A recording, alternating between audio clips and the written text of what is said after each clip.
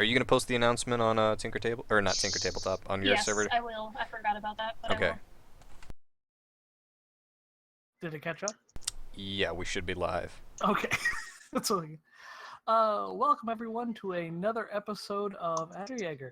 We're returning now after a short break where we actually took a moment and had a discussion on the rule system we use and how to improve it.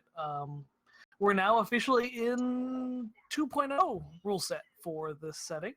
You probably won't see a whole lot of change for the viewers, but for the players, it brings some much needed improvements and streamlining that I think will serve us at least until we finish up with season 1, at which point we can do a little heavier revision of the rules and maybe get this into something that's functional outside of this setting and not just me making shit up. Where we last left our heroes, they were sitting alone in the cafeteria of the Abbey of the Order of St. Michael. An enigmatic group of Aderjaegers that had welcomed them in, and thanks for their returning some of their very precious shards.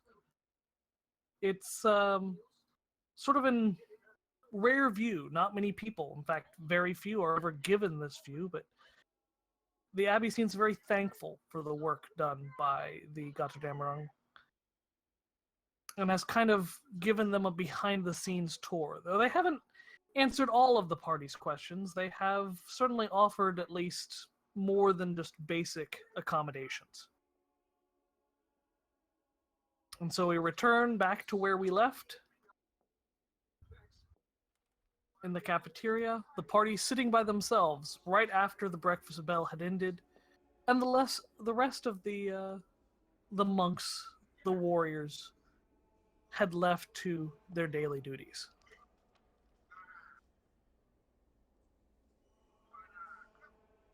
Elena, you had actually... Oh, Elena's not here. That's right. I can't ask her. Nope. I had a whole note here. Start with Elena. Jurgen, you had just finished a conversation with the abbot and had confessed your sins literally before God and everyone by speaking into a large, almost reflective dish that made up the abbot's office. Truly, there were no secrets hid from the brothers of the Order of St. Michael. Yeah, and as I remember, Jurgen kind of got some pats on the backs and some small comfort that way from the others of the other brothers of the order before heading down into the kitchen. But otherwise, he's gonna sit down in the cafeteria with his food and continue eating, lifting his head when all the brothers leave the room because that is odd. Once they're gone, he's gonna finish his breakfast. Now, the rest of you all were able to hear Jurgen's confession as well. In fact, before the bell rang, was about the only significant sound beyond the occasional chant or clang of a hammer against an anvil in the background.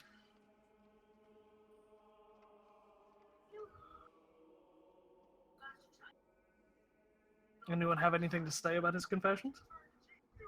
Bertolt would remain quiet about it only because that usually that sort of activity is a very private thing, usually reserved with another priest, and it's not his place to question what Jurgen has done in the past or his absolvance of what he's done now and everything. Just that he'd probably silently approve of the act.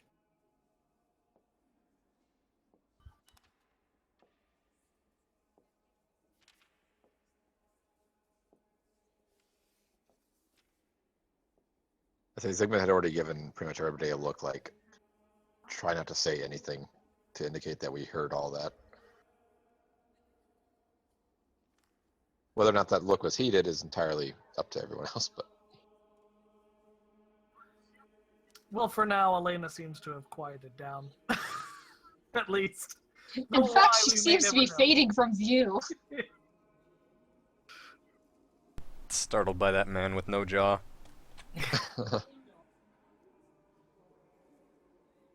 A few minutes after everyone had left, you can hear a little bit more noise rising from the back of the abbey. Again, this is a massive building, but it seems like the most of what would be the internal space is large, open, airy space. You've got workshops separated pretty much by portable wall units that could be reconfigured as needed for different space and needs. Almost all the living quarters seem to be making up the vertical walls up to either side of this large courtyard. Excuse me.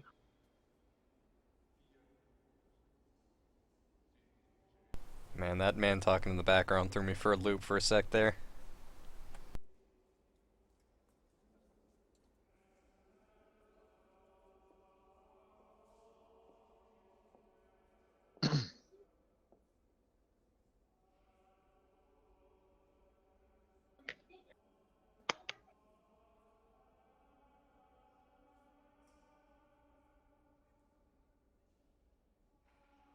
Terribly sorry about that. Family calls. Uh, um, sort of a large open area. You've actually got hanging from the ceiling. You've got these large, almost the exoskeletons of adders that had been defeated. Some long and snake-like. These are generally medium-sized adders, not exactly the largest that have ever been encountered, but they're sort of floating in space above you is a very strange, almost surreal experience. There doesn't seem to be anyone guarding you. In fact, you all actually are the only ones that seem to be in the dining room.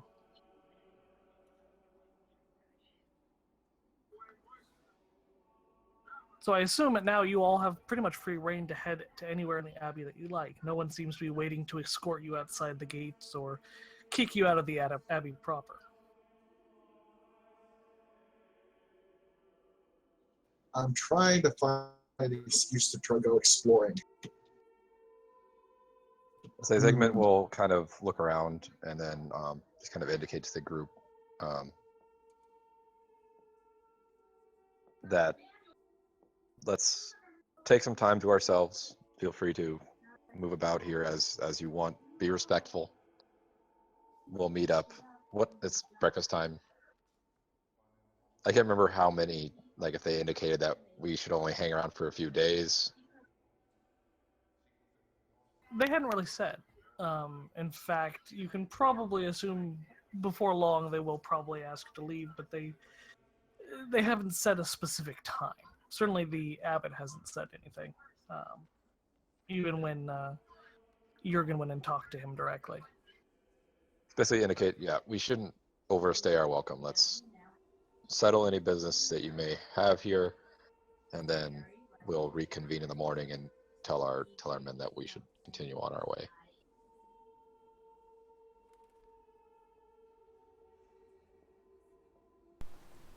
Jurgen kind of, having finished his breakfast now, pushes the bowl away from him and looks to, Zygmunt. Are you certain we should spend another whole day here? Shouldn't we try to move on to the town and see if we can get a head start towards Stuttgart?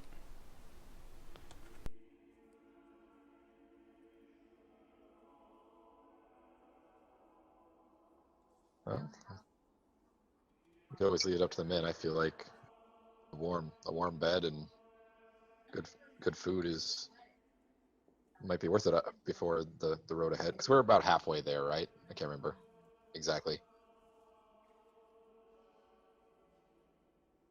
I think so. Because we're at Leonberg, right? Oh, we're way closer to. Yeah. So we could probably make it in an afternoon's travel, really. Jay, I don't know if you're talking, but it's not coming through. Yeah, sorry, I actually hit the button. But yeah, you're a little over a day's travel, and that's assuming you don't actually go to Leonberg proper. You're not in Leonberg itself right now, actually. That's true. You are actually in the Abbey, which is outside of the town walls. A structure that actually dwarfs most of Leonberg itself. Well, I do think a day's rest could serve the men and the company well. Do we have any business in the town of Leonberg, or do we just plan on moving on and heading straight to Stuttgart? I can't think of any business in Leonberg that could not be solved here. I mean, look into restocking some of our food supply just to make sure we're okay. But if we left even in the mid-afternoon just to get a head start, at least it would afford us some time to thank our guests properly, or our hosts properly. Oh, true. Personally, I'd like to take a walk around Leonberg and see if there is perhaps a market for the shards we collected. It might be good to fill up our coffers if they can offer us a reasonable price for them. I doubt we'll be able to find a good rate on them in Stuttgart. The market will be a little more flooded. Well, you bring up a good point.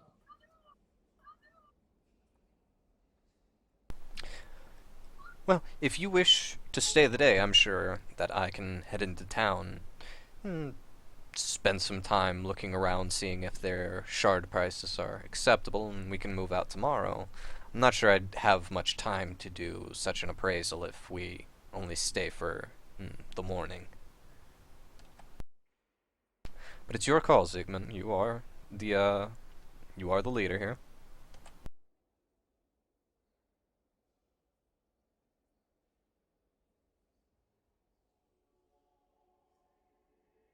I think one more day would do the men good. And like you said, give us time to appraise our shards. Maybe fetch a better price than we could in a more populous town. Well, in that case, I think I will be heading into Leonberg. Would anyone care to join me? I think I could use some fresh air. Alright. Well, good luck, and again, remember that, please, all of you, remember, this is a house of God. Don't forget your manners. Of course.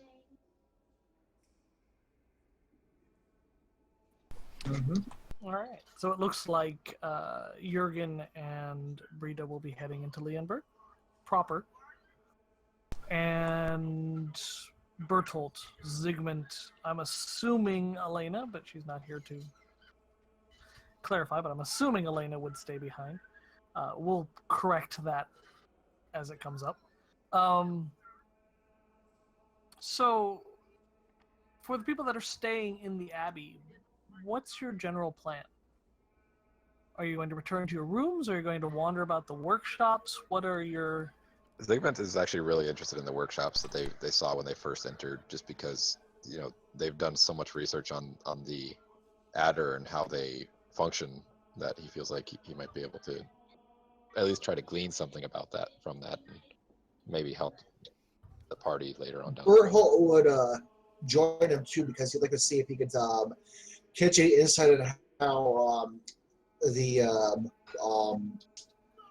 how the Order of Michael can basically craft their clipper pens early if possible. All excellent questions. Really, the workshop, you can tell, is not too far away because you can hear the sound of hammers actually following. In the early morning, it was sort of a irregular pattern like you'd expect to hear at any blacksmith shop. But now that the morning breakfast is done and light is now coming in through this very, probably 3-story plus tall stained glass windows that make up the arches of the rear wall, you start hearing a more regular thunk, thunk, thunk. And it's heavier than a normal hammer. For any of you that might have more experience in larger cities, you would know these are trip hammers, water-powered hammers effectively attached to a water wheel that would be driven up and down, sometimes several tons of steel being slammed down onto fixed anvils that can make the work of forging swords a much quicker and more efficient practice. This is not something you'd ever find in a typical abbey, and in fact, it's not something you'd find outside of the largest manufacturing sectors in all of the empire. So for one, or even multiple of them, which it definitely starts to sound like as you kind of leave the sort of low-walled cafeteria area, it sounds like they may have as many as 4 or 5 of them against the back wall. They're sort of echoing dunk, dunk, dunk, rhythmically sort of providing almost a beat to the day that echoes along the very large area. You can also hear sounds of choirs and chanting. Smaller groups, kind of hard to pinpoint because the sounds sort of etherically echo across the space. But you can definitely tell there are some areas that you can access. Many stairways seem to lead away from the central hallway, but the large, probably 2 to 3 football area space available on the inside is only roughly divided with sort of wooden sliding walls. It almost looks as if this space was designed for something else before, but has been sort of quickly, and I wouldn't say haphazardly because there is definitely an order to it, but quickly set up to form these individual workshops. In fact, the first one you come across seems to be sort of an armory or tinkering station. You have large blueprints with sketches and writing in language you don't quite understand. This definitely is not Latin that they're using. It isn't German. It's sort of a strange, you could almost call it like a cuneiform, a pictograph sense. It seems very angular and almost aggressive, but there's obviously some sense here, either of numbers or letters, but the whole thing is scribbled with it. But without such details, these blueprints would be worthless to really anyone but the Order of St. Michael. So it wouldn't be any kind of Middle Eastern language or anything? No, this is most assuredly either a pictogram or some kind of a coded language. Gotcha. Much like the hand signals used by the Order themselves for communication, this seems to be something that they hold very close to their chest. One of the reasons, perhaps, that they don't have much concern about you wandering around. Simply looking at blueprints wouldn't give you the data you'd need to reproduce it in any significant form. Except perhaps maybe the idea. But having an idea and being able to replicate it mechanically are two very, very different things. Are you looking for anything in particular, or? Bertolt would definitely be looking for anything pertaining to Clutter Panzerung or the forging and or manipulation of Adderplate. Their crazy robot hands. Yeah. There are in the first room you come across, there really wouldn't be a whole lot. It'd mostly be blueprints, and you'd see Adderplate scattered and measuring tools, the standard kind of equipment for an engineer or someone trying to develop useful things. But as you move closer to the sound of the trip hammers, you start seeing just perhaps hints of something far more capable. One of the second rooms you come across, you are able to kind of peek in. You see what looks like a completed set of Klitterpanzerung, but with sort of bronze fittings. It looks almost very ornate, and there's blue glowing elements attached to the lower back. Adder shards? That would be a good guess, but it's hard to tell from here. As you would try to approach, they would kind of hastily pull across a curtain, but it's not like you couldn't attempt to go in. But for the moment, all you have is a quick view of something that may be slightly beyond typical Klitterpanzerung.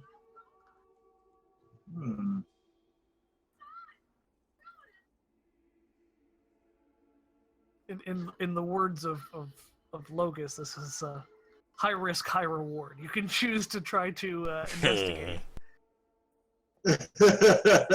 and you would get knowledge, but they may not be particularly happy about that. Or you could simply take that you've gotten at least a slight hint of a view there and move on.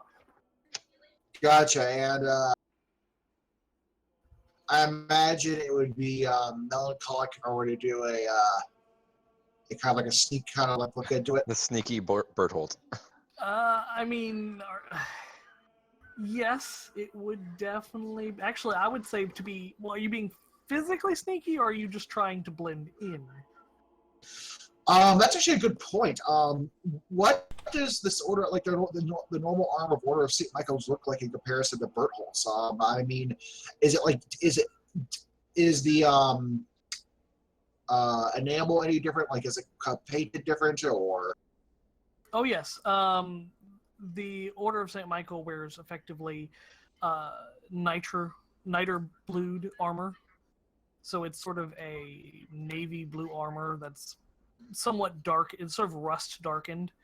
But they generally wear cloaks of a sort of black and gold stripe pattern on them.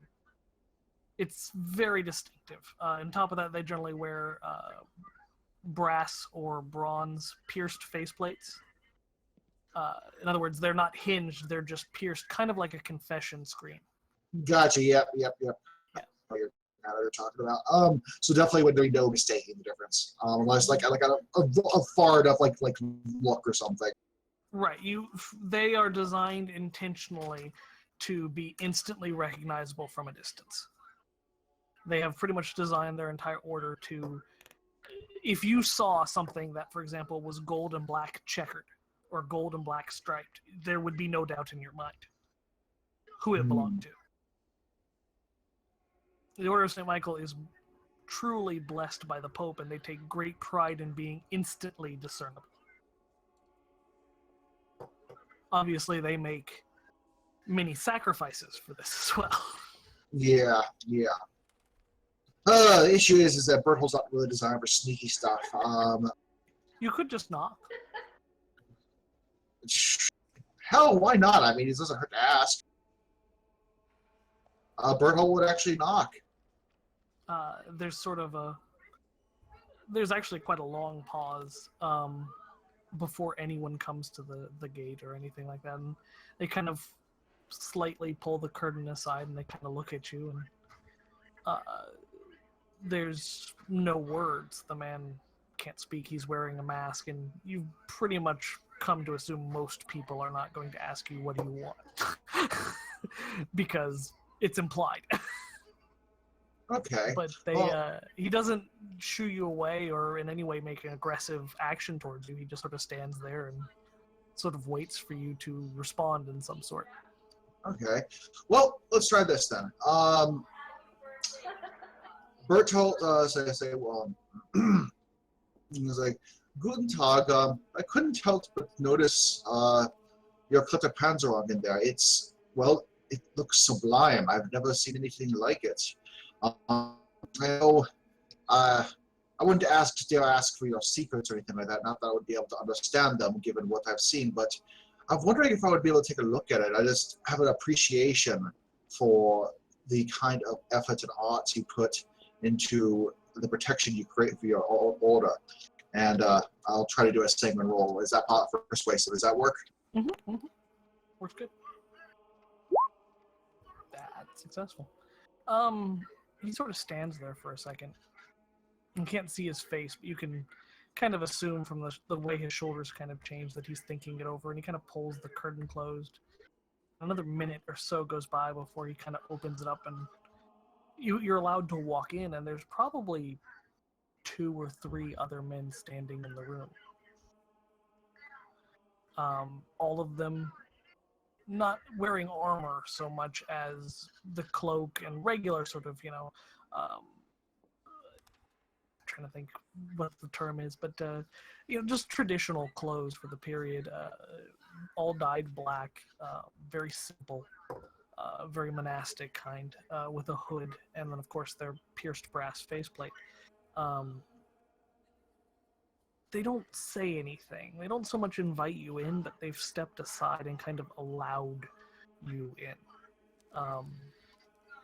And what you see probably 5 or 6 different armor racks aligned across one side of the room, and they seem to be assembling what look like Klitterpanzerung. They're very obviously Klitterpanzerung, but they have strange parts that you don't quite understand. Things that look more like what you'd expect to see in an engineering guild kind of setup. You've got strange chambers and sort of cylindrical sections that attach, and almost without much sense. You can definitely see that some parts are made out of brass and some are bronze and some are steel, and there are some that have steel covers that fit over them in sort of higher levels of assembly. But more importantly, you notice that every suit seems to have these large sort of um, glass and bronze chambers attached to the back, and at each end seems to be a shard.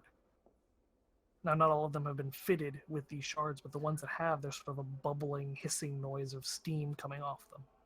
Oh shit! Is this powered Clutter Panzerung? Is that an out of character or in character question? Myrtle obviously wouldn't know what the hell that is. And I know you can't answer out of character without that being able to confirm in character. Let's see. Would Bertholdt's knowledge of armor be able to assist him at all and be able to figure out what these could potentially be, or is this purely something out of his realm of expertise? What is your expertise on that? What's your specialty officially? Well, he Pole arms, tracking, stamina, armor, and weapon repair, right? yes, Okay. No, you would have no idea. that's You fine. can definitely tell it's armor. There's no doubt about that. And you can definitely tell you've seen these kind of boilers before. The little T systems that they have in town, the kind of water, high powered water boilers that you see for like large companies and whatnot. You've seen bigger versions of this. This is the smallest one you've ever seen, however. You've never seen one small enough that you could carry. In fact, it's not much larger, for example, than a blood lamp, which is, as you know, just adder blood and a shard that provides light. But in this case, there doesn't seem to be adder blood. It's simply the shards and water in this case. At least you think it's water. As they're sealed containers, you can't tell. Is there anything else noticeable in the room at all besides the armor? Tools aplenty. All sorts of devices. You've got some very complex items too. You've got basically screw rods, which, as you would know, are very complicated and hard to produce because they require a continuous filing pattern along a diagonal on a rotating spar, which is very hard to produce, especially at this day and age. And they seem to have them in piles. Wow. Okay. Just Bertholds is kind of just like stands there, just kind of almost flabbergasted. Just, I've never seen anything quite like this. God, it's reassuring that the Order of Saint Michael has this kind of technological outputs. It's doing God's work and with such tools. The Adders, well, I can see this turning the tide against them. And if Berthold isn't able to recognize the arm, he's not going to touch it. Obviously, he knows to respect that, and he's like Jurgen. I mean, he's a little more willing to explore, as in which he knocked and everything, but he's not going to push his luck kind of deal in that regard. So he'd probably thank them and actually leave her at that point. They seem appreciative that you appreciated what they had made. There's no real message, but as you kind of at first respond with amazement, there's at least you can kind of view from where you are that one of the engineers sort of like nudges the other, and you can kind of assume that he's amused by how surprised you are. But as you leave, the guy who had let you in just kind of crosses you and escorts you out, not in a physical manner so much as we're not going to work while you're here kind of a thing. That's fine. So you're kind of escorted out. Zygmunt, you were kind of at the door during all this.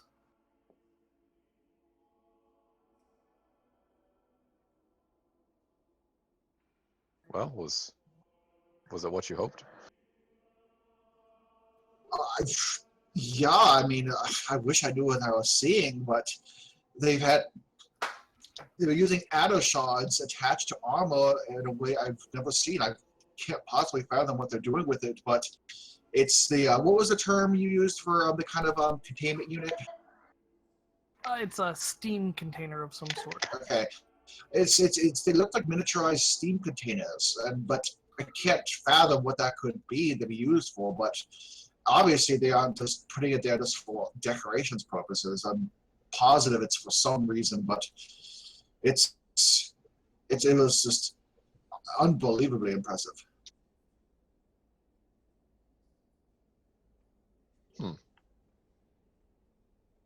Suppose there's more than worship going on in these halls, obviously. Well, that's for sure.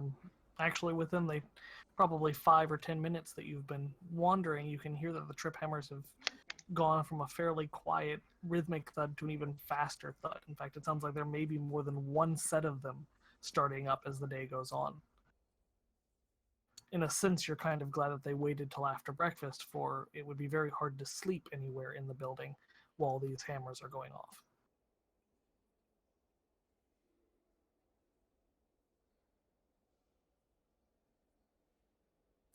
You wanted to see anything here, or Yeah, what would Zygmunt gravitate towards? I mean, yeah, Zygmunt was kind of more interested in like the adder skeletons that they had like moving when they first entered a long time ago. I guess the first night they came in, where they kind of talked about like how they were learning about adder anatomy and how they almost basically constructed an adder out of the They remains. they have constructed an adder. There's actually 3 or 4 of them above your head right now. If you've ever seen a whale skeleton at like a major museum that they have hanging from the ceiling, it's a lot like that, except these are adders, and they have 3 or 4 of them. Each one probably 40 or 50 feet long. Must have been several hundred tons in life, or 1,000 tons in life. There doesn't seem to be any flesh still around, but they have absolutely reproduced the entire plate pattern of these things. Part of you would know that the value there is without number. You're looking at probably hundreds of thousands of rice gold and just hanging there from a monetary standpoint. Right. But if you wandered a bit more, perhaps even following some of the skeletons as they kind of hang overhead and maybe wobble a bit as any breeze that might come through might catch the wires, or maybe as they warm up as the day goes on and expand, just as things do, you'd probably find yourself wandering over to a section of charts and large books, probably 20 or 30 brothers sitting and writing and copying books. In a typical monastery, this would be the Bible, effectively, making new copies so that people can have access to them. But in this case, they're writing in that same coded script that the blueprints were in. But attached to one of the walls behind them is a massive chart of stars. It's plainly obvious what it is. It seems to have been woven, and it's probably 30 feet long by 20 feet tall. And it's just star patterns and every kind of navigational form that you can imagine, on top of some interesting sort of like brass fittings attached to it that sort of seem to focus on very specific stars.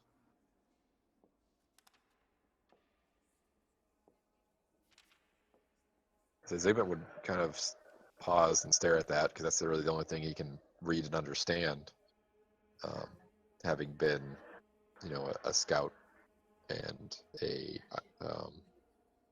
his own squad leader at one point. A lot of that involved traveling on his own and navigating by the stars, but the brass fittings in general, like calling attention to certain stars, and he starts walking towards it, and unless somebody stops him, he kind of says to himself, what purpose could this have in helping fight Adder? as you kind of approach it and kind of point it out, maybe not necessarily reaching for it, but Right. you hear a voice kind of call out not too far away, "Please don't touch the tapestry." It's a voice you don't recognize. He kind of turns around. I wasn't. That wasn't my plan. I'm just admiring the work. He kind of looks you up and down. "A pole here? That's very interesting. What brings you to Leonberger?" I'm with a group of Aderjaeger. Well, he says sarcastically. "Stars. What's caught your interest? I'm curious. What do you know of stars?" Well, they're used to navigate in foreign territory. "Do you know what this star is?" And he kind of reaches forward to the brass circle that had kind of drawn your attention. Should I roll to see if I know what star Sure. that is? Would that be melancholic? Yeah.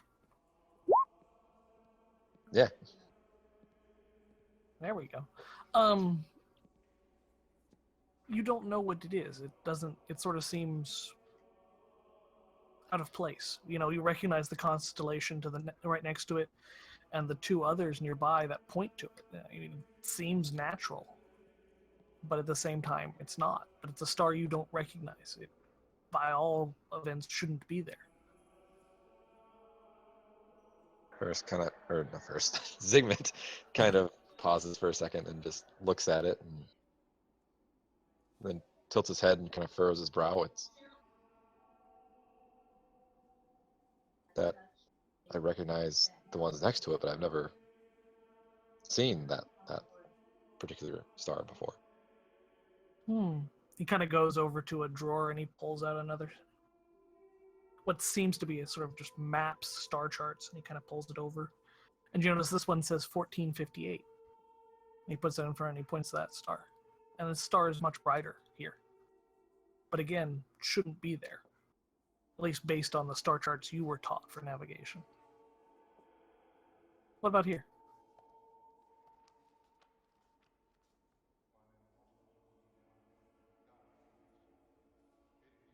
Again, Recognize it now? Zygmunt just shakes his head again. And he goes to the thing and he brings out another one and it says 1464. The star now is almost rivaling Polaris at this point.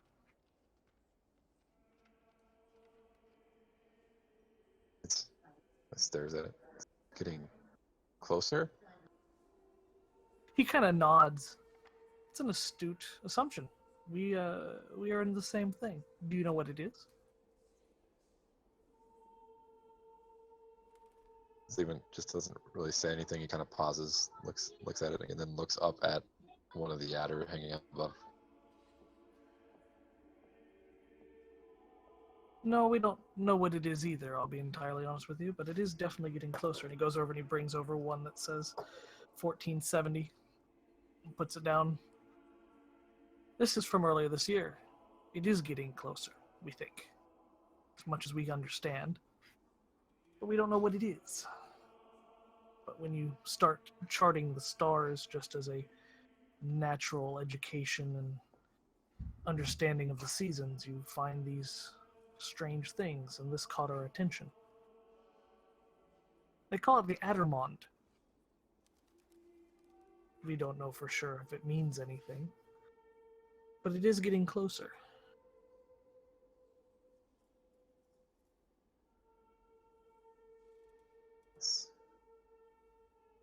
That certainly feel like warrants more attention. Why has nobody else heard of this before? Well, we started noticing it during well, if you remember a few years ago, about 20 actually, remember when there was that big outbreak across Central Europe?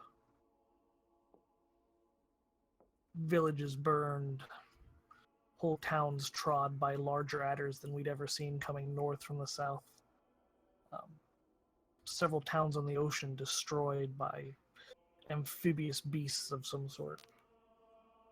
We started looking for any connection. Seems every few years the star appears in the northern hemisphere, and it seems to be closer every time. We've come to see it as an omen, but personally, I think there may be more to it. As to what, I don't know yet. But, like most things, it's worth studying. The adders have no seeming pattern. This has no seeming pattern. But they So seem for the linked moment, somehow. perhaps. We won't know until it arrives, I suppose. Is there any estimate as to when? No idea. It seems every summer it gets closer and closer, but the distance that it gains seems inconsistent.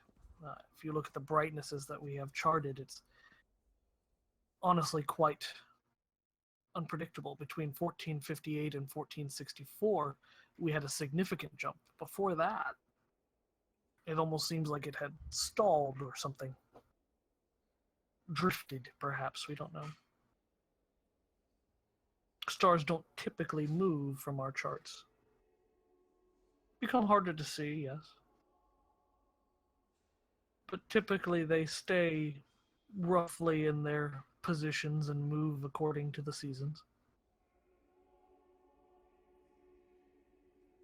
Of course, the church is not quite so willing to discuss this, but that's why we keep it private.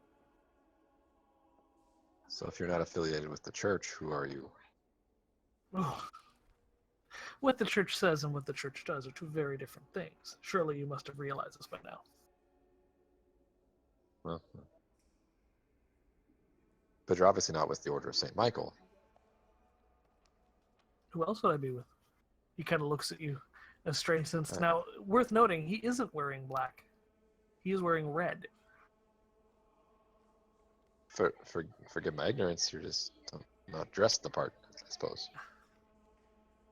I am... And he kind of stops and thinks. I'm a contractor, I guess you could say.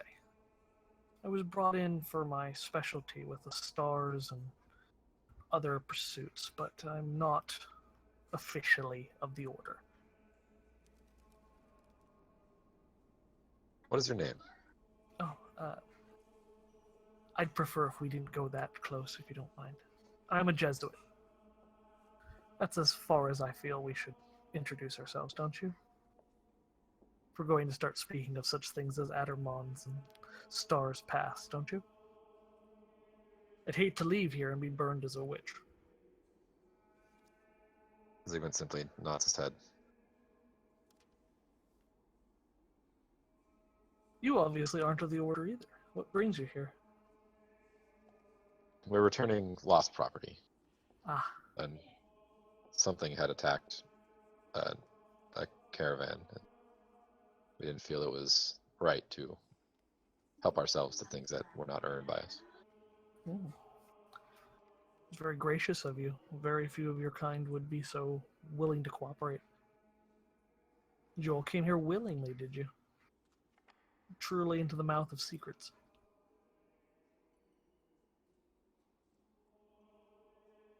I suppose they took pretty good care of you, I assume. Very good. We have. If they Yes. brought you this far, they either mean to treat you quite well or kill you. Zeegman kind of perks up at that moment. Oh, I'm sorry, I don't mean to scare you. They just are somewhat forward, if you don't mind me saying.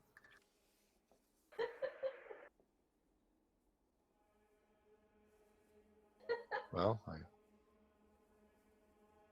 Zeegman just kind of pauses and seems like he's a little bit lost in thought for a second, and then takes one last glance at the star chart and then just nods to the man. Well, I should leave you to your work. Are you looking for something specifically? I was looking for information about the Adder and commonalities among their weak points and their their structure, I suppose. Unfortunately, you would have quite a hard time striking up such a conversation here. As I've learned. Yes, I'm here, but I can't say that I've had a decent conversation except with the abbot in 6 months. They they are good workers, but terribly dull, honestly. It took me a year and a half to learn to read the writing. Chicken scratch. But you can read it. Of course. Can't produce much if I can't write in the language that's used here. It's a Latin base of some sort. Almost like hieroglyphs. Cuneiform, something in between.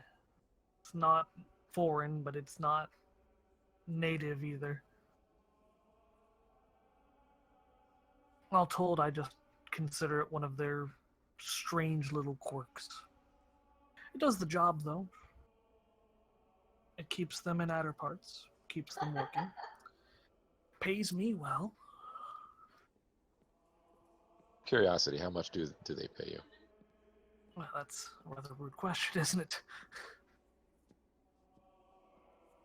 I will say that they pay me well enough that when I do decide to leave here, that my children will not be working for at least another generation. Awfully And generous. it's all in the Pope's gold, so as they say, that credit is accepted anywhere.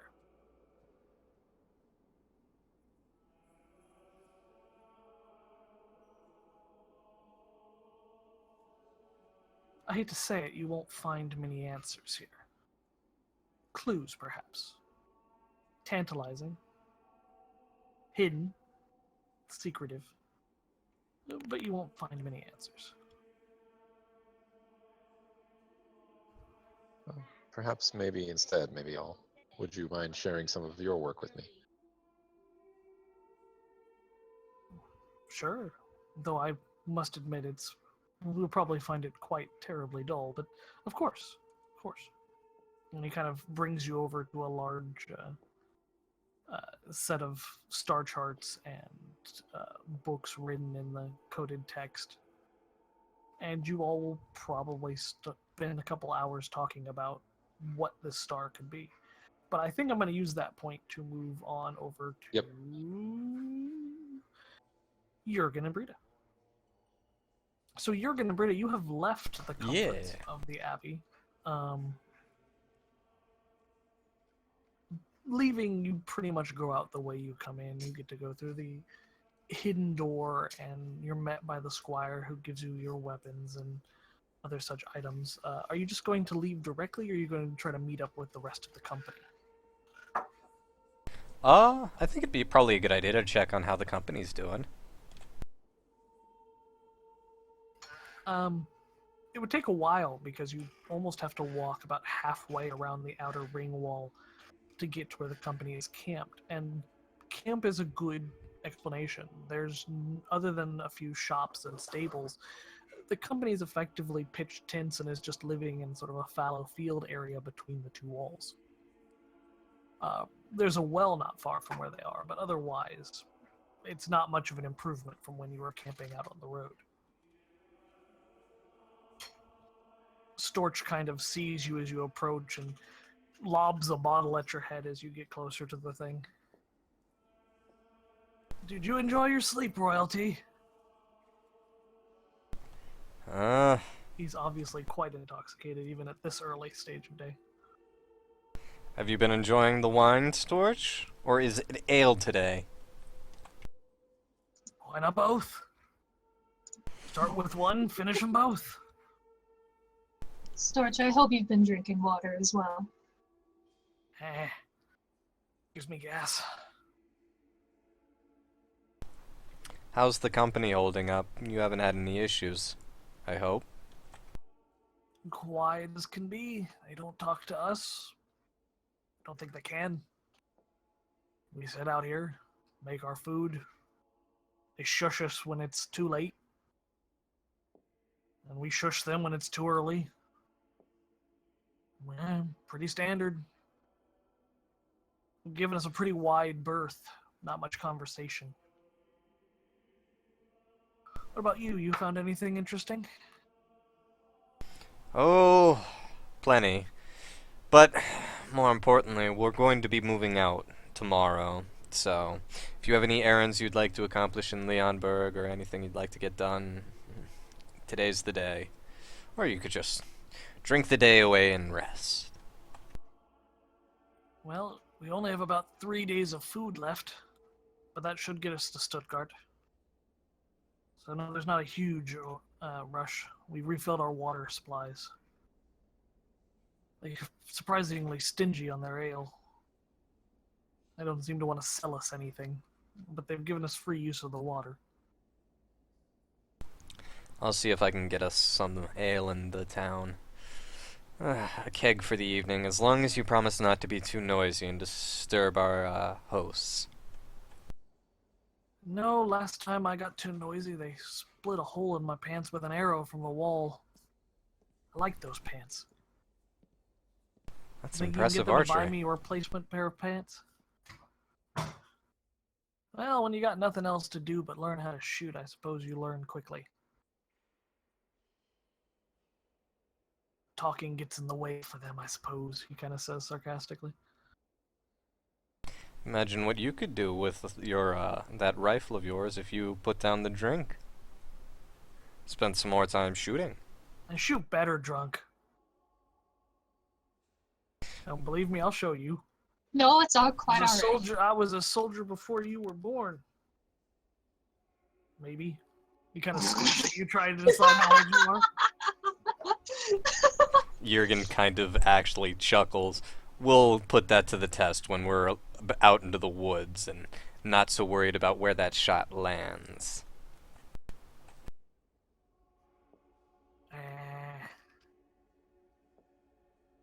You go do your thing. We'll stay here and drink. Oh, by the way, I'm going to be taking the shards with me. Hopefully we can see if they fetch a nice price in town. Whatever. Just make sure you pay the company. They won't stick around just to annoy you like I will. Oh, you can count on them being paid. In fact, you've been working, what, 3 days now? Before we leave 4, tomorrow. actually. Jurgen kind of counts on one hand. Plus the 2 in 4 time. You're correct. 4 days. Then I'll make sure to have your wages doled out before we leave tomorrow. So that's 5 days pay choice. before we head out. I do hear the woods between Leonberger and Stuttgart are pretty dark, actually. Well, then a little rattle in every man's pocket will keep him brave as the shadows creep. It's not the shadows I worry about, it's the clouds. Worried about a little rain now? No, just rumors. Something that shadows more than just the land, if you know what I mean. Well, find faith in God, and I'm sure He will protect you. Let's go, Brita. Storch just kind of looks at his leg as Jurgen says that and goes back to drinking as they leave. The exit from the inner wall to the outer is much easier than going from the abbey to the inner wall. Just a regular portcullis and gate. The guards don't seem to give you any trouble leaving, but you can tell it probably will take maybe a little convincing to get back inside. At least unless you're lucky enough to get someone who recognized you from the other night. Or if you have boobs. Just whip out a Maybe. titty, and that'll let you in. I mean, it's been working so far. I mean, these are men of God. Brita, Yeah, of but if course. I roll a 10, they're gonna be men of God and tits. Aren't we all? Yeah. God. Um. Anyways. Anyway, Leonberg is actually on the other side of a river. The river that actually splits between the two. You can actually see just a huge number of water wheels between the abbey and the town itself.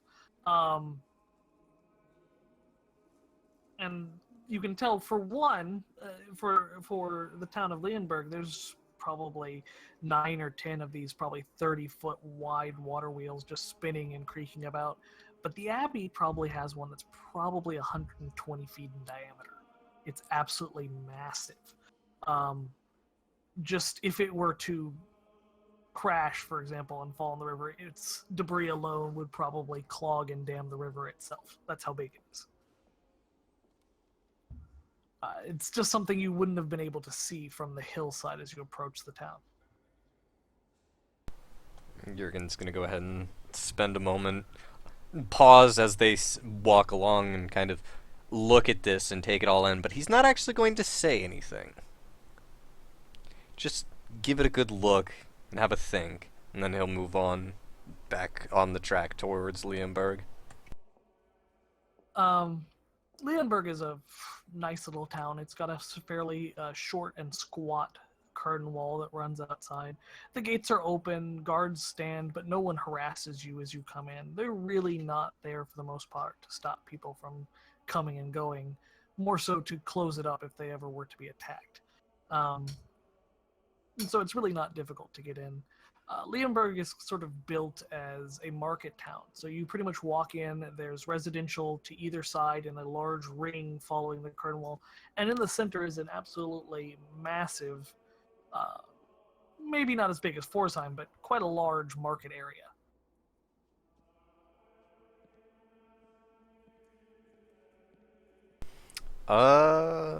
Jurgen's actually gonna use... Would this be inappropriate for my Ear for Rumors ability to try and figure out the prices locally? Not really rumors. I can give you rumors of prices. Can you give me rumors of where they're selling high, if not here? Yes, that would count as gossip. So Okay.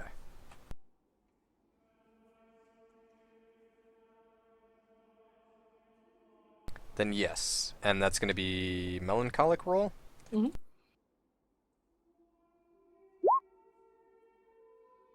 I don't you hear actually- shit.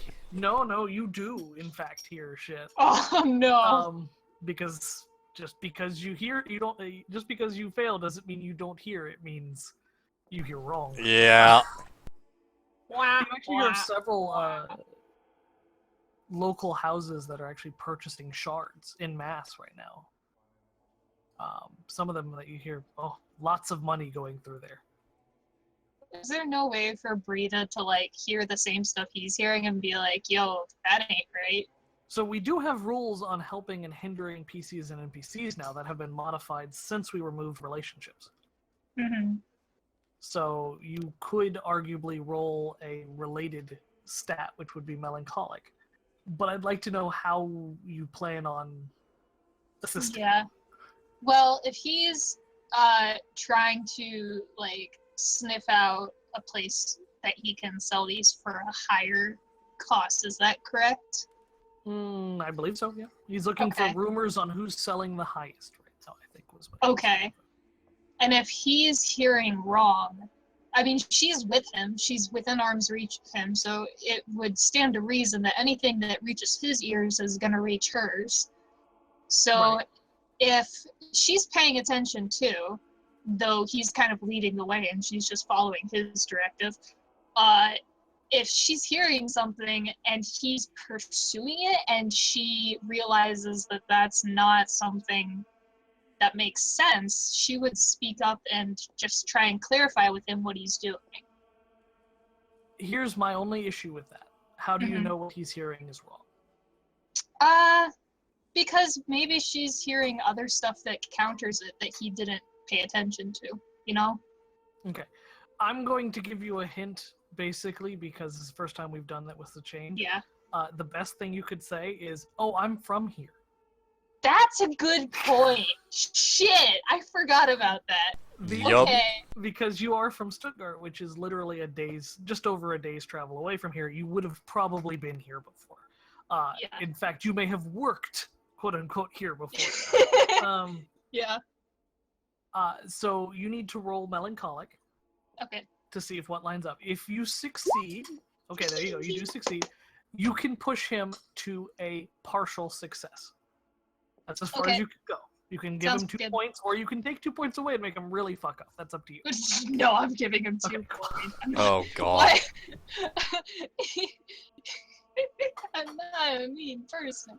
No, she would redirect him, and if he started going off after some dangling lure as a promise of something that she knew was shoddy, then she would redirect him and be like, that's actually, I know this area, that's way too low.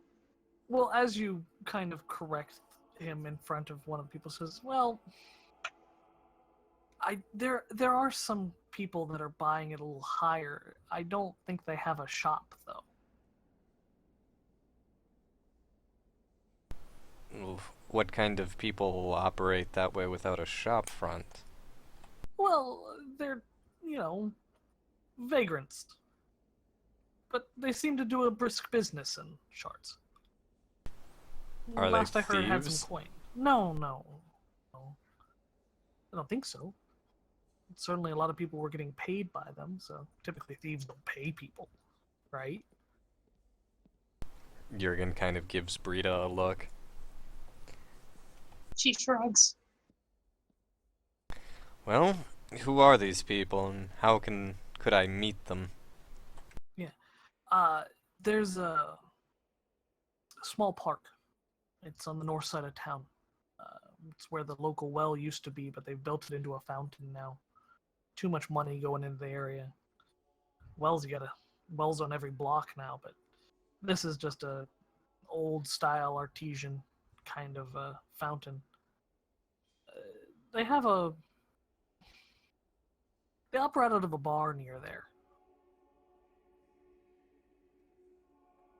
It's called Heidi's. Have you heard of it? I think I might have. You probably have heard of Heidi's. You may have been to Heidi's, I don't know.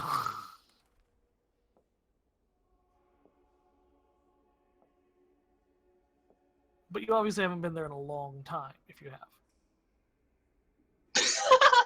Kayla's got a point. Is that medieval Hooters? I mean, all such places would have a tavern winch of some sort. Yeah, but how are their wings? That's the real question. How them buffalo wings? Oh yeah. You'd have to find out. Well, no, because like if it's like essentially a Hooters, then yeah, Brita probably has been there. It's a local pub house. Fair enough. Yeah. All right, let's go with yes. I've been there. Well, then, if you've been there, then you know it's not a horrible place, but it's not exactly the nicest pub in Leonberg. Also, cathedral music's not appropriate for Leonberg. There we go. I don't Is it know. the Hooters theme song? Yeah, let's Yes. wait. Oh, Ave Maria. The real lesson to take away from this campaign as a whole is that you can find God in cleavage. Specifically Yeah? burritos. well, Oh, there's so much sanctity there. well, she did have a lot of customers that just went, "Oh God, oh God, oh God." I'm sure a few of them also sang Jesus Christ, Jesus Christ, Jesus Christ. They're Christians. You know, they gotta. So, She's You've got a officially lead. brought men to God. Yeah, okay. So she would go, and just to clarify, because I spaced a tiny bit, they're doing business out of this, not Hooters. I'm gonna need a moment. Dan's comment on What? Dan's comment on Switch. I can't see it, unfortunately. Amazing tits, how sweet the sound. Oh my Jesus. What have I done? Gotta get your benediction on. Ugh. Anyway, you Emphasis have, on you have a addiction. lead. Yeah, okay, she'll take him to the place. Alright, let's go. Jurgen, you look like you've been choking on something. Are you alright? Oh, the water didn't want to stay down. Anyway, Anyways, yeah, she takes him to the place. you pass through the marketplace. There's definitely shards being sold here, and blood lamps, and all sorts of knickknacks and small tinkered items. Literally no shortage of places you probably could sell your shards. But as you approach Heidi's, you can see, Brita, this place looks pretty worn down. It's not the nicer bar you remember. In fact, the whole area looks maybe a little more overgrown than it should.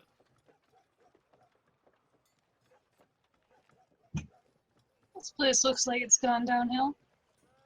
I'm not so certain that this is where we should be doing business. Even if they can offer us a fair price, this sort of district stinks of brigands and thieves. I'd hate to get in bed with such foul rabble. Rita just kind of glances at him and then turns back to look at the place. Well, it's the only lead we have as far as a place to sell these at a reasonable price, unless you'd like to start over from scratch and look for something else.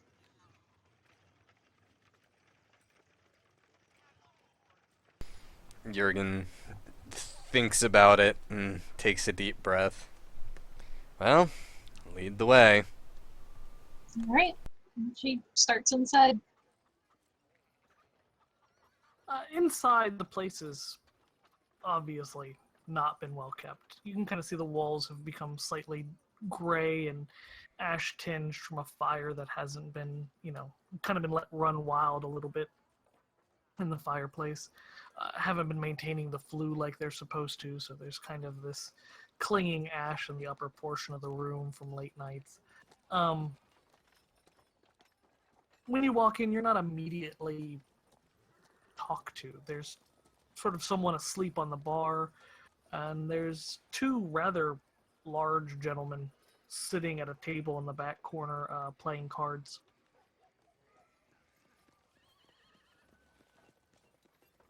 Were we out of character? Were we given a name of people that are selling this stuff? No? Okay. Nope. Sorry, my attention span is so shitty right now. Yeah, so she would walk up to the bar then and try to find, is there someone working the bar? I mean, not obviously, but you might be able to take a peek behind the bar and see if there's somebody back there. Okay, then she'd do that, just kind of unobtrusively, not actually like crawling behind the bar, but just try and see if someone's working. Yeah, as you kind of peek your head back, you can see from a small doorway to the one side, there's sort of a small kitchen. You can see someone stoking the fire on a small stove back there, at least trying to get it started. She just kind of call out gently, just, excuse me. Ah. And from the back comes an older gentleman, probably in his late 40s, but his hair is kind of all matted down under a sort of a two-pointed hat, sort of skewed slightly to the side. What can I do for you? Oh, We for lunch, isn't it? Yes, we're not here for lunch. We were directed here in hopes that maybe there's someone looking in the market for shards. Want the Gorners. Yeah, they're back there. And he points to the two large people sitting in the back corner. Wonderful, thank you. And she starts over in that direction. Jurgen follows behind her, keeping his head on a swivel because he doesn't trust this place. As you kind of approach the two brothers, you can see there's a stairway in the back corner that's kind of out of view when you first come in. You notice there's probably 3 or 4 people sitting on it, all kind of picking at their nails or just lounging about. At least one of them is definitely asleep or dead. It's hard to tell. None of them are in particularly great shape, but they wouldn't necessarily be pushovers in a brawl either. Rita just kind of comes to a stop a polite distance away and clears her throat a little and goes, excuse me, what was the name I was given? Gorman. The Gorman. She'd say, are you the Gormans? One of them just kind of looks up and wraps his arm around you and kind of tries to pull you in quite quickly to have you sit on his lap. Ah, that's right, lass. What can I do for you? She immediately kind of scrambles right away from him and just bounces back up to her feet. That's a test. Ah, fuck me. All right, which one is it? Graceful, reflexive, graceful. Yeah, I figured. Ah, shit, Nope. I'm staying In his here. big old hands, he rolls you onto his lap with a practiced air of witchery that very few can master. Well, then, in that case, her response is going to be not a very panicked, but a very pointed, wide-eyed look at Jurgen. It's a good thing Zygmunt's not there, or a bad thing Zygmunt's not there. Fucking kill him. Yeah, just punch his fucking head off. Jurgen's going to put a heavy hand on this man's shoulder, and with a stern look, simply say, "Don't disappoint Christ, now, boy." I Oh my. would never think of it. Truly, appreciating his beauty around me is one of the greatest ways to praise God's glory, wouldn't you say? And he kind of pats the hip on Brita as she sits on his lap. Her body language right now is pushing herself as far away from his face as she is physically my able God. to, Poor and girl. giving him this really tight smile of I don't want to be here, but I'm still trying to be civil. And what can I do And- for you two fine folks in this?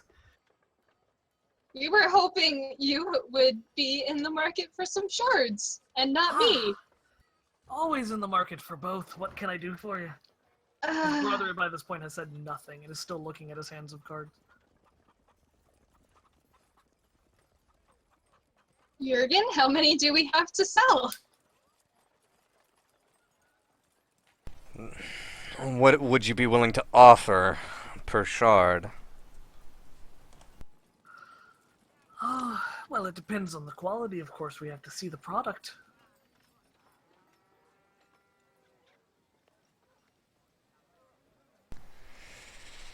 Jurgen sighs and, more or less just Unless opens... she's for sale as well. Certainly No. not. Well, they're as good quality as she is. I'm sure we can come to some kind of a fair bargain, don't you? Jurgen would kind of pull the bag off of his waist belt and just open it up so that they can see the shards inside, not putting it on the table.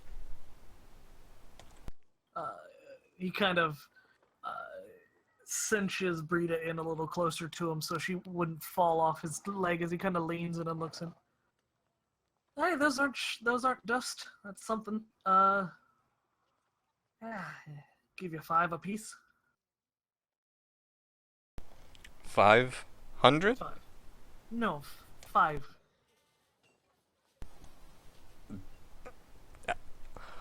Remind me, but shards aren't not even Shards are worth a remote. lot more. No, they're not worth 1,000 apiece. They're generally about 100 apiece. But 100 apiece. so That's he's still exceedingly 95% higher. lowballing you. Yeah. Well, in that case, Brita's gonna begrudgingly shift tactics here. And she would kind of stop leaning away from him as much and give him a very chastising look and just be like, "Sir, with the compliments that you've been doling out to me, you can't honestly be insulting us like this." And as of course you do that, he's like, "Oh, I like it when they're rough." You're gonna help! I could do 15. Sir, please. I'll be right back. I need to clean this soda I just spit off. Alright, can I actually roll charm to have the things that she's saying have, Of like, course. actual effects? I don't have a charm, but you know what I mean. Yeah.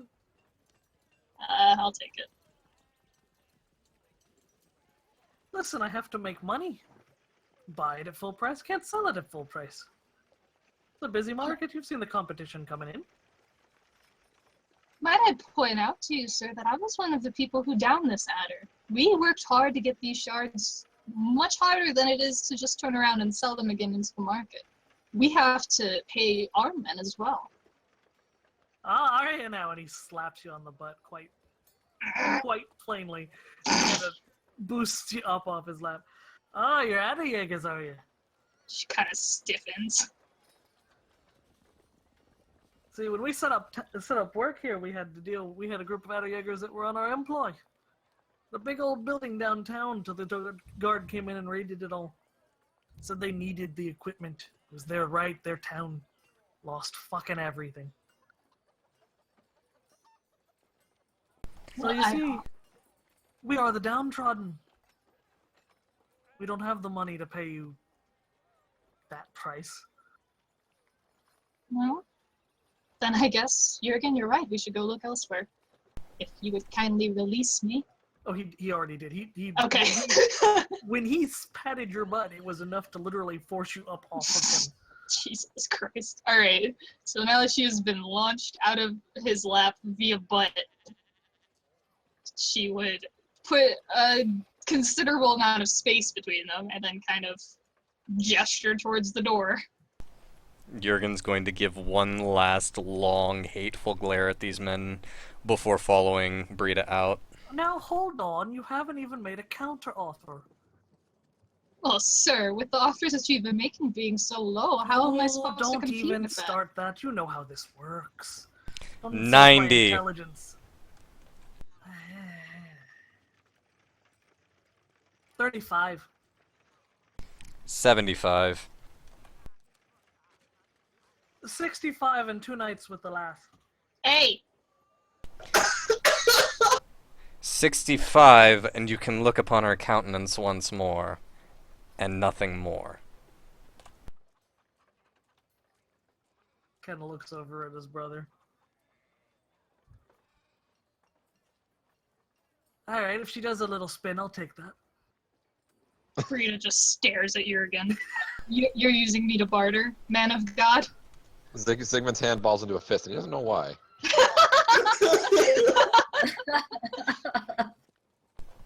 Jurgen looks at Brita.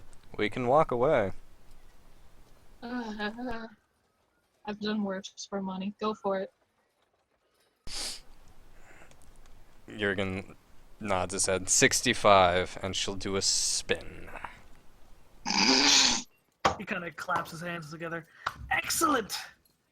Now don't hold back, darling. Rita just gives him this very, very flat look and slowly spins around.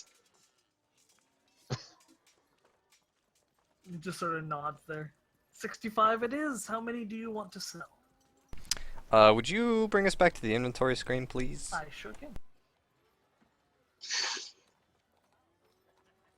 How come mean the horse accountant is page. yeah? How come Brita's Yeah. countenance is not listed as an asset on the page? Because she's got other assets that are usually more prominent. Oh, that poor You have girl. 55 currently. We have 55. Does that include the ones we gave away because we picked them up off No, the... Okay, that does not include those. There were Good. 19. You gave those back. good.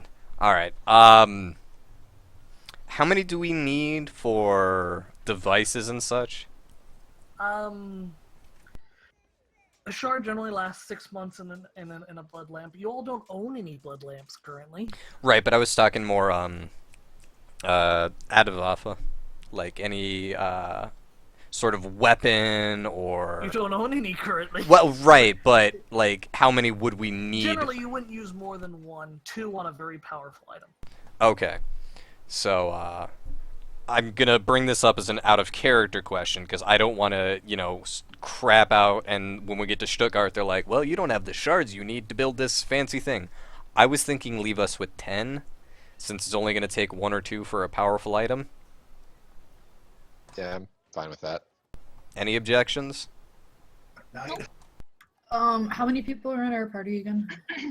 5. 5. 5. It'd be Okay, 6 with Orist is not currently with us. So 2 per person then.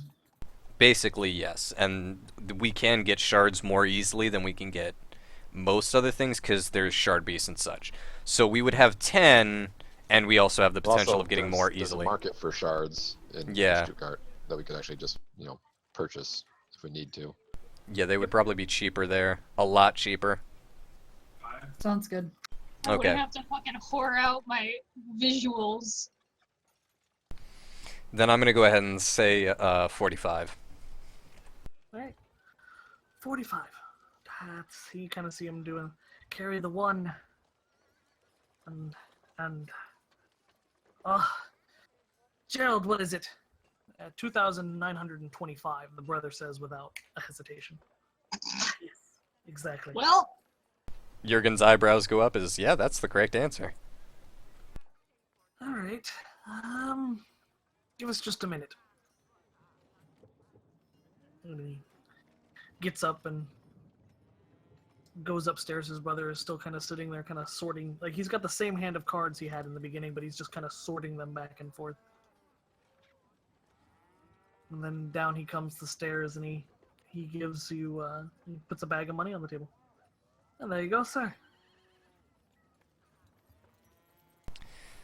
Jurgen is going to hand the bag of shards to Brita, and would you count out their shards while I count out their coin? she just quietly does so. She's still a little ruffled. Would I need to make a roll to kind of roughly count out the coin, make sure that it's all there? You don't need to make a roll to count, no. Okay. I mean, it's a big number. I wasn't sure. No. It's just a time thing. Then yeah, Jurgen's just gonna make sure that the amount they've agreed on is all there. Okay. It is. Then yeah, go ahead and make the exchange. Yep, Rita would hand over the shards and try to keep her body out of grabbing range. She could hand them to Jurgen first, who would then hand them to That's a better idea, yeah. Dumpy. The talkative brother takes the shards and kind of does with a flourish of his hand. Says, "It's a pleasure doing business with you. Come back, see us anytime, Les." Hmm. Jurgen's gonna go ahead and put a hand on one of Brita's shoulders and just gently, let's go. It's not worth. Rita goes. Yeah. Switching back to the Abbey, Elena. After breakfast, the party kind of disseminated all over the place. That sounds messy.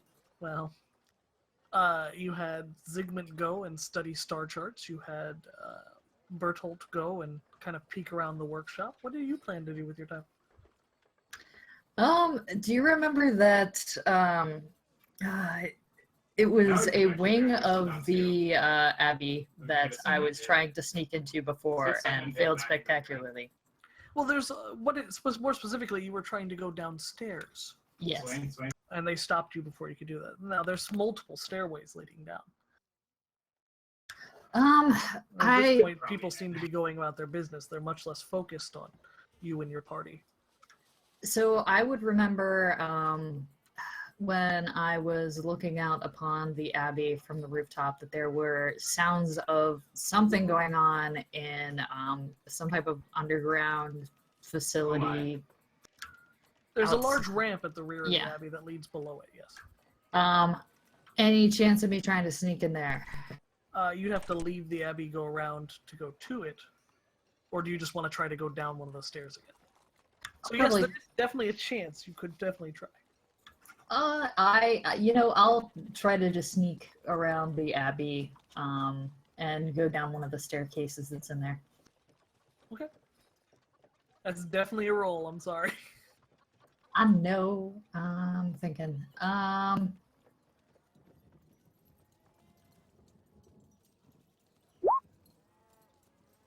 Okay. Better than a miss. Finally. Do you want to try to recruit any of the other two that was there to succeed on that, or are you just going to go off and do your own thing? Who's been rolling the best tonight? Not Rita. Metagaming? Hey, now, I usually roll great. I'm allowed one off night. To be fair, yeah, that's not really an appropriate question. Your choices are Berthold, who pretty much is not occupied, and Zygmunt, who is. So Berthold. Probably gonna whisper Berthold over with a kind of a psst, and then a hand gesture to be like, "Come on, follow me." What the hell are you doing? What's it look like I'm doing? Oh, God. God in heaven, you know, you could just ask. That's what I did. I found neat shiny things in the back. Don't know what we're looking for. We can't ask about. Oh, my God. Oh, why do I get into these things? You're going to skin me alive. Anything else, Dad? Remember the last time Elena and Berthold went out together? Yeah, I do. We're not going to think about that. That she didn't has happen. a partial success. You could just go by yourself if he doesn't want to follow you. Well, does she have a plan to basically be what does she ask Berthold to do? Yeah, I think that's really the question: is do you want him to go with you, or do you want him to be a distraction? I think it's the case that I'm going to want him to kind of watch their backs in case somebody comes around from behind. Okay. Give me a phlegmatic roll. Me or Yes, okay, because you're assisting a PC. all right. And Lucky 7. Let me double check because I just changed the rules.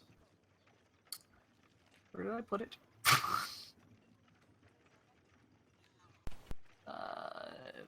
Basic moves. Here we go. On a 7 to 9, I get to name a cost. Can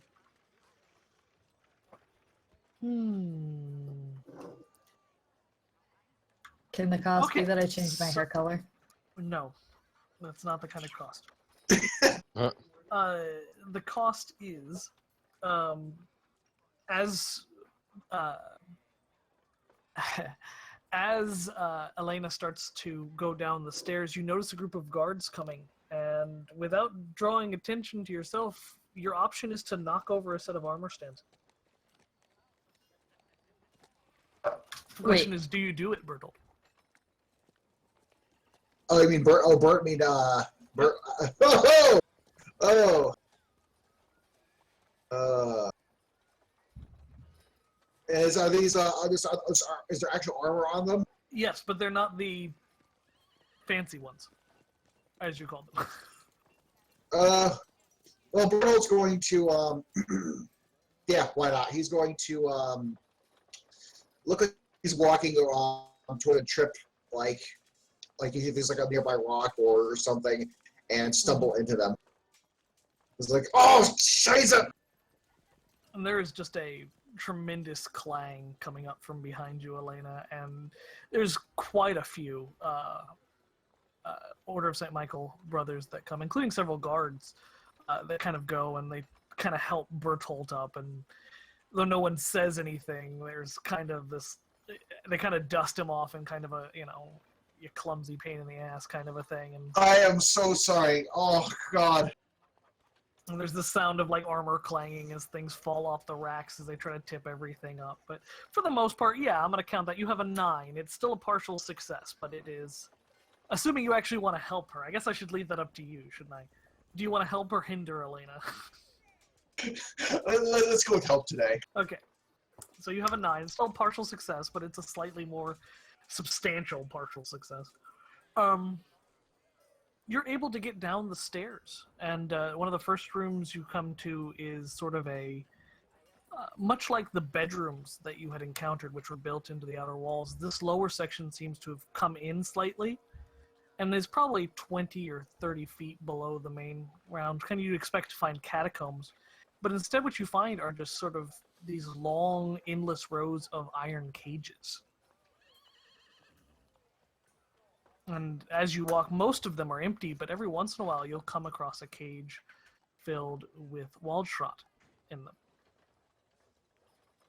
Their eyes glowing blue, sort of hunched over and animalistic. There's snarling and teeth. As they open their mouth, you can see sort of what look like small shards filling their mouths that glow in the darkness. Occasionally they lunge at the cage. As you head down, you come to a sort of large metal door that's actually slightly askew. It seems to lead to another staircase. Let's keep going down. We're seeing weird things. Okay. As you sort of go down the staircase, you end up in sort of going the opposite. You've basically taken a 180 because of the sort of way the spiral comes down. It almost seems like, whereas above you had the rooms forming two side rows of the underneath, it almost seems like they're coming in slowly. If you imagine a quarry was kind of dug out in steps, that sort of seems pretty similar to the construction you're seeing here. You're seeing sort of a mix of natural rock and stonework that's filling things in. Now you see cages, but these are not carrying Waldschrott. You see horrific things in these cages. Gulon, strange, semi-animated bundles of adder muscle fiber that's just sort of slathering itself like a slug would across the floor. No seeming intelligence, but pretty much propelled only by the shards within it. And you start seeing less of the barred cages, sort of iron bars, and more of solid plate that's been pierced with holes. You can't see in these things, but as you walk by, you can feel the sort of impact as things slam against metal walls, sensing you, but you're not able to see what lives inside them. Blood lamps sort of light this area in sort of a pale blue hue. As you descend on a slight angular slope, it almost seems like there's an intentional angle to this floor. The sewage and whatnot flowing in one particular direction. Are there any areas or like a desk or like a room with a desk? Papers? Where Not would I yet. find papers? Damn it. Okay. No papers here. And to be fair, what papers you would find would be coded, as we discussed earlier in the session. They have their own writing system. All right. You can kind of hear noise coming from the next doorway. Instead of going through the doorway, I'm going to put my ear to the door. You can kind of hear shouting and this what sounds like cracking of whips and animals and heavy chains clanking and moving. Sort of a thudding noise and the sound of the river sort of permeating through all of it. Instead of going through the doorway, I'm just going to stick my head through to kind of get a sense for what the hell is going on in there, because it sounds like there's people. There's, as you sort of peek through, you notice there's no people, but it seems like this is a walkway to cross kind of the cavern that makes up the lower section. You couldn't see very much into that central area because of how the cages were arranged. But now that you've sort of reached one back wall, there seems to be sort of like an overarching walkway with gates on each side. I'm gonna go out onto this catwalky like thing and look down. Okay.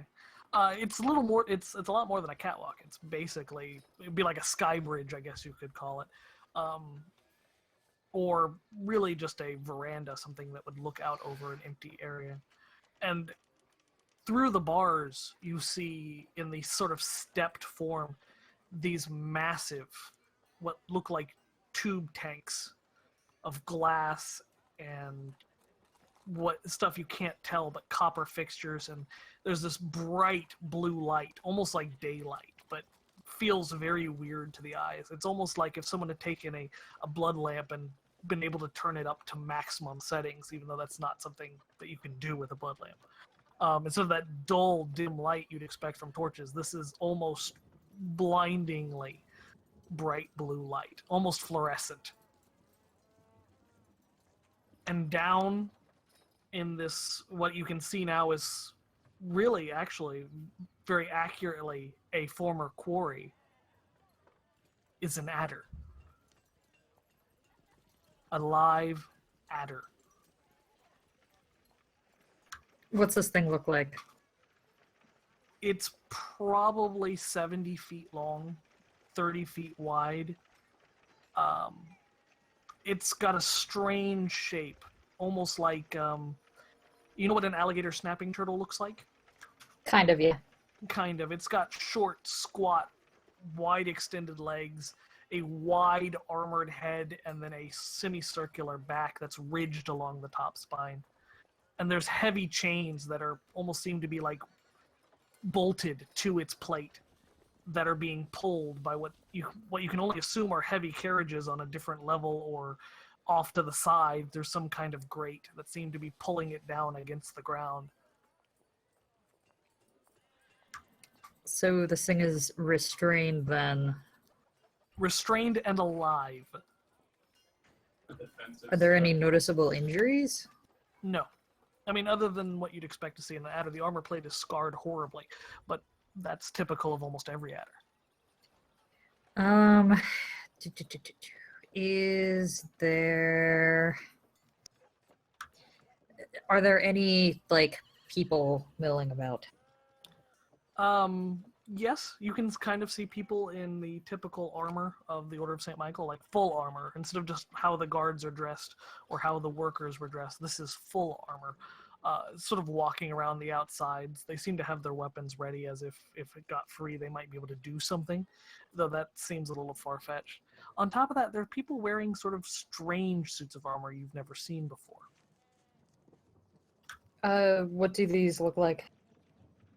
They're almost like eggs in a sense. They're far too bulbous and round than you'd expect from like a typical suit of armor. They almost look somewhat funny. They've got arms and legs, but the center is sort of a strange pod-like shape. And they wobble about at a seeming almost unnatural gait.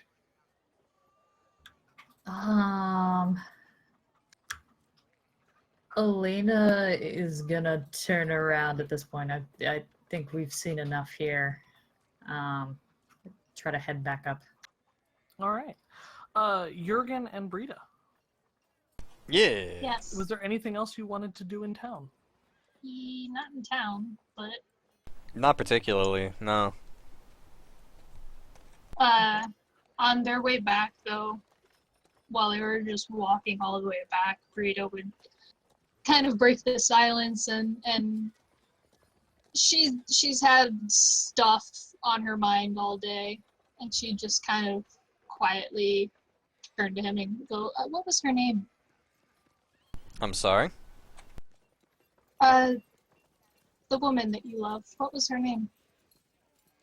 Jurgen kind of freezes in place and furrows his brows, looking long and hard at Brita, before finally just sighing, Mary. It's a beautiful name. Name of the mother. That it is. Always find an interesting irony in that. What was Mary like? Better than I deserved. She was a kind woman. Always too kind. She once quite literally gave the clothes off her back to a man in the streets. It was winter and he was cold. I thought a few coins within his little rattling cup would be suitable, but no, she pulled the coat off her back and gave it to him to keep him comfortable. As you two are talking, you're able to get into the gate relatively easily. It seems that they expected your return at some point. Brita just kind of nods and quietly listens to him.